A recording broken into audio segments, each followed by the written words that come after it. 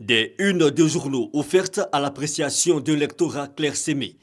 On est bien loin du printemps de la presse des années 90 et les patrons de presse sont les premiers à le reconnaître. La réflexion est engagée lors du 3e congrès du groupement des éditeurs de presse de Côte d'Ivoire. Thème choisi, quelle stratégie pour les éditeurs ivoiriens face à la crise mondiale de la presse? Ce qu'il faut avoir à l'esprit, c'est que les éditeurs de presse ne sont pas dans une situation, disons, de tendre la main à l'État. On est dans une situation où la presse, tout comme les partis politiques, sont un acteur important. L'émergence de nouveaux médias tels l'Internet et l'information accessible par de multiples supports, il faudra donc s'adapter. Et en Côte d'Ivoire, il faut déjà créer les conditions. Le gouvernement a pris une décision très attendue, n'est-ce pas, prendre en compte au moins 6 mois de parution des journaux, ce qui n'est pas rien.